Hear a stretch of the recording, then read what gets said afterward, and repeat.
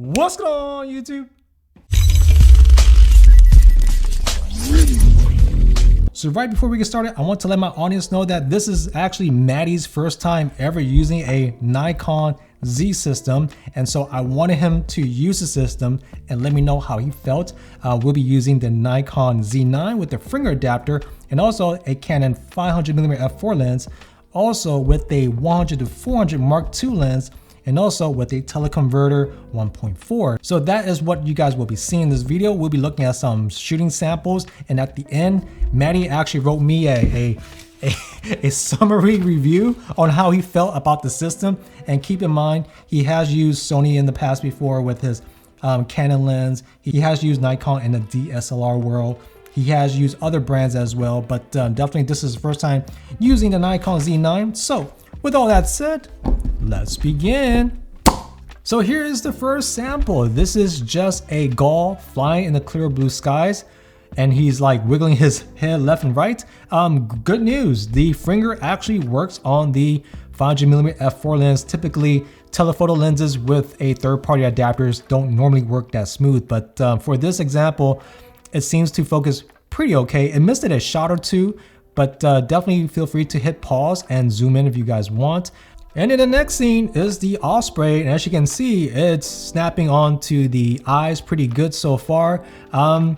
This is the last day for ospreys in the Northwest here in Seattle, and I don't know who make these dates. September 17th is the last day for osprey to stay before they fly down south to California. So that's something for you guys to definitely take note of. You're shooting up here for ospreys. The whole entire scene seems to be more or less in focus. Everything seems super sharp, and it's clear blue skies, so there's no challenges in the way, just to point that out. So in this next scene, we're shooting at this gull going towards us, and for those people that have been shooting DSLRs, you know that that can be kind of challenging, but for the mirrorless system, it seems to be quite simple than before. However, I did notice here and there slight misfocus, but overall it did capture the head pretty well.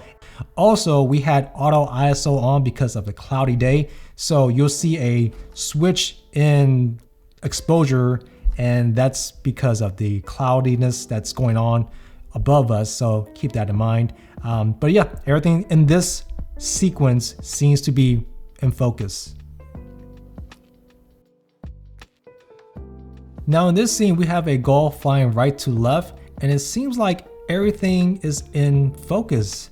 And if you take a look at the head is turning right now, and as the gull turns, you'll see a slight miss autofocus right there. Now it goes back to focus, now it misfocused and is back to focus and it misfocused. Here's another scene where the gull is picking up a dead corpse. I wish this was out of focus, but there you go. I don't know why gulls are picking up dead crows from the water, but that was something right there. That was something. I did not know they do that, but yeah. Now in this last sequence, the gull is going towards the shooter, and as you can see, everything seems to be in focus, and focus. It's coming towards me, and everything seems to be pretty good. The background is really busy. There's trees and power lines in the back and buildings in the back, and it seems like the Z9 was able to focus on this bird pretty close. I'm not seeing a missed shot just yet. Let's see. Boom, boom, boom, boom. Yeah, this long sequence right here looks pretty good. So there we go.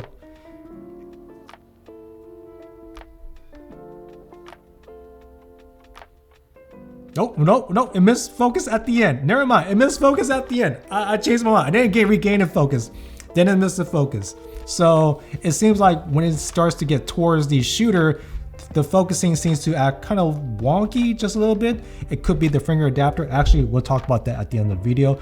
Now in the next scene, we're switching to the 100-400 Canon lens Mark II, and here is what it looks like. Already, it looks pretty much more or less the same. This is a gull flying on the waters, the busy waters of course, and it seems to track the bird pretty okay. Oh, it missed. Okay, looks like it's focusing seems to be a little, just a slightly erratic, just a little bit. I think we missed 1 or 2 shots right there, maybe 3 shots. But yeah, it seems to focus on the bird pretty well. Oh, never mind. I take that back. I take that back. It started to lose focus. Now in this scene right here, I want everyone to pay attention.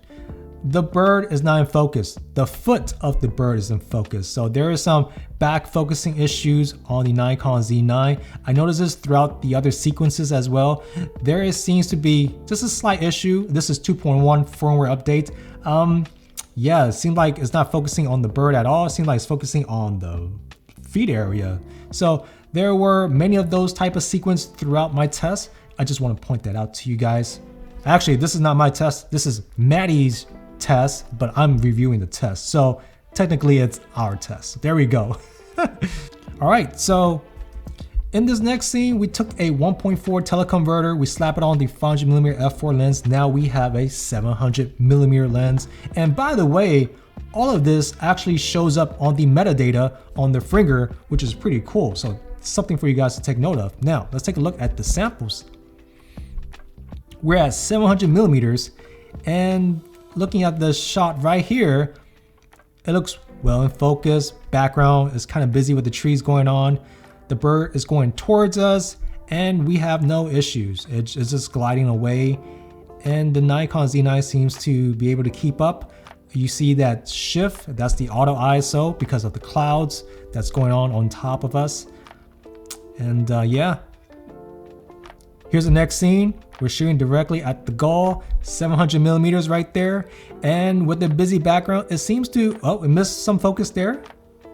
Seems to, oh yeah, this is where, you know, when you're, oh, there you go. We're all in focus. Look at that. Oh, missed focus, got in focus, got in focus. Oh yes, 700mm right there. That's really hard, guys, just letting you guys know. But it seems like it drifts a little bit, but still is able to pick up on the bird's face. Here's another test. It goes going right to left on this busy waters right here. And it's going, definitely going. And the feet starts to land and seems like everything's in focus. Yeah, look at that. Boom, boom, boom, boom. There we go.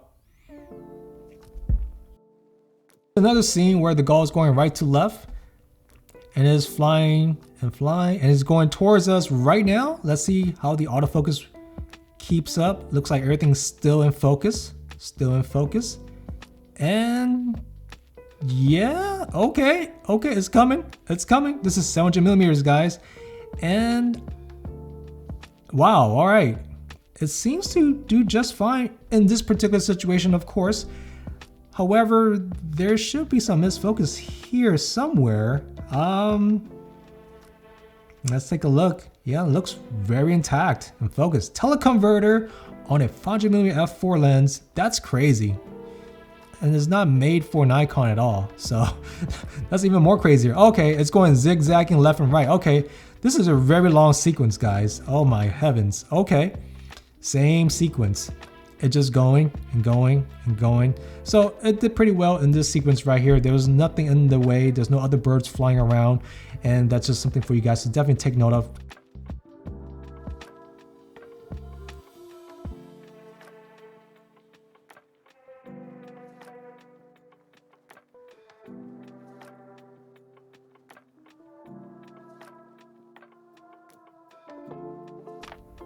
And it finally missed it. Okay, as it get closer to us, it starts to lose focus.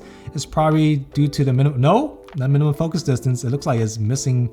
Wow, okay. And it started to lose focus when it gets too close to us, but then regain the focus. And yeah, so right before I read Maddie's summary on the Nikon Z9, I want to let you guys know that we actually spent 2 hours tinkering with the settings, just to kind of like, you know, cater towards his shooting style. So just letting you guys know that. But overall, let's take a look at his experience on his Nikon Z9 for the first time ever. First time ever Nikon Z9 experience. He said overall EVF was good on the Z9, high res, bright, no lag, and he did take out the Z9, replace it with his R5, and he did notice a difference. So kudos to Z9 right there. However, if you let it sit, he said, and then you look, it's lagging and you got You gotta tap shutter to wake it up. Okay, so I don't know if it might be a setting in the camera, but it seems like when you're not shooting with the camera for a little while, it goes to like the sleep mode or some kind of like standby mode, and you need to hit the shutter to wake it up. But after that, it acts perfectly normal. I remember he kept mentioning about that. It could be a setting, but if you guys have experienced that, leave your comments down below. I'd love to know if there's a setting for it to stop doing that. But anyways, the next comment he said was, focus overall was good with the Canon lens, and that is really good because the Canon lens is designed for a DSLR Canon body, and also Fringer is a third-party company, so just to have a Canon lens 500mm f4 with a teleconverter working on a Nikon Z9, that's just crazy. But he did say though, and this is something that I want to bring up, sometimes it did get stuck on the background and wouldn't come back. Maybe adapters issue, firmware issue, I don't know. But it's an issue. So I want to show you guys that Fringer, the last firmware update, if I'm reading this correctly, it's on June 9th, 2021. The Nikon Z9 came out roughly around December of 2021. So in my honest opinion, there might be a new firmware update coming for the Fringer to communicate better with the Nikon Z9 with the Canon system, in my opinion, because the last firmware was before the Z9 release, so yeah. And also, Nikon Z9 has been updating their firmware updates since the release. So there we go. I think we're on 2.1 right now, and this came with 2.1. So there you have it. He goes by saying, I think Canon animal tracking is still better, maybe, but maybe native Nikon lens. But I did like Z9 had eye autofocus preview, but R3 has that now too. And some more custom zones, I think, versus Z9. Okay, so essentially he did take out the Z9 and plug his R5 in, and we did notice the square difference. Basically, you'll get an eye tracking on the bird on the Canon, whereas the Nikon, you get a box on the head. So in my honest opinion, Nikon is still playing catch up. I think we need to give Nikon more time for that. Autofocus wise, they're doing the same exact thing with the autofocus 2 years ago, where autofocus for humans was kind of behind, but they kept upgrading, and now is very snappy. So right now, I think Nikon is still working on the animal tracking. All brands right now, they're playing catch up to Canon because that's Canon's, big thing right there, and it works really good. I actually made a video about it. So that's something that I think Nikon Z9 will probably eventually work towards, but currently right now, it still needs slight tweaking. So there we go. So next thing he says, battery life on Z9 is very good. 4 hours, 1 bar missing, 50 gigs of shots. So yeah, we were out there for 4+ hours and only missing 1 bar, and it was about 50 gigs of photos. So that's a lot of shooting right there that he did. And but yeah, now here's something very interesting that he did mention. The focusing on the Z9 seems to be faster than the R5, and he believes, he's just thinking, it's probably the battery voltage.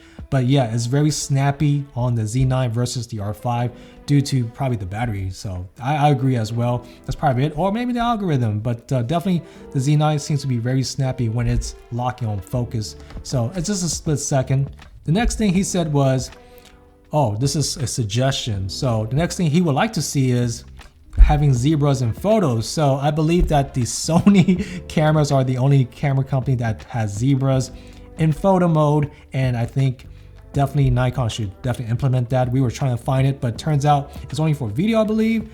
For photo, it doesn't exist. So if you're shooting like a seagull and the gull is completely wide, you could kind of dial down your settings by the zebra. So that is a pretty good feature to have when it comes to wildlife photography. So I also agree on that.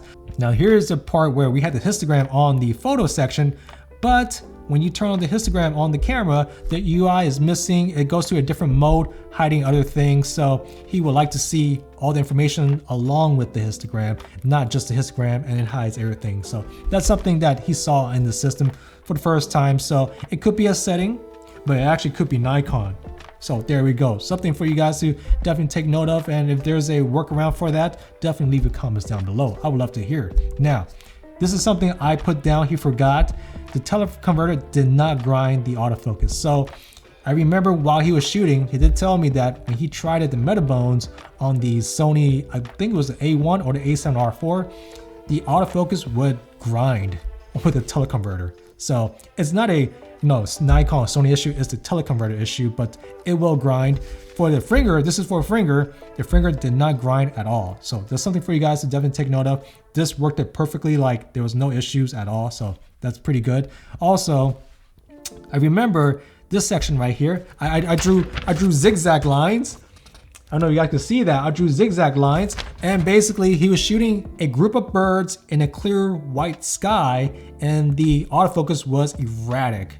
It was pretty crazy. So that's something that I remember he was complaining about while we were shooting on the field. But definitely just something for you guys to definitely take note of. And let me know if you actually experienced that as well. Leave your comments down below. I would love to know what you guys are seeing out there as well. And also, this is pretty cool for the Fringer adapter. The Fringer adapter, it could lock in the metadata from the lenses. I could see my 500mm, the 100-400, and also the teleconverter 700mm on the metadata when we were downloading the raw file. So that is very good. Now, this was all just a dry run before we actually start doing the actual recording, actual reviews, because typically my actual reviews, I'll show you guys more of the video, eye tracking, the recordings on the screen. But for this portion right here, I just want him to try out the camera without any video hassle. I just want to see his experience with it. And so far, reading the comments, it's very positive from a Canon shooter point of view. So that's good for Nikon, but there's definitely room for improvement, obviously. But overall, we do plan to make more telephoto videos for you guys. So definitely leave any comments or suggestions down below. We would love to hear from you guys. But anyways, thank you guys for checking me back. Hope you guys enjoyed this video. Definitely click like and subscribe. And I guess I'll see you guys in the next one, all right? Take it easy. Peace.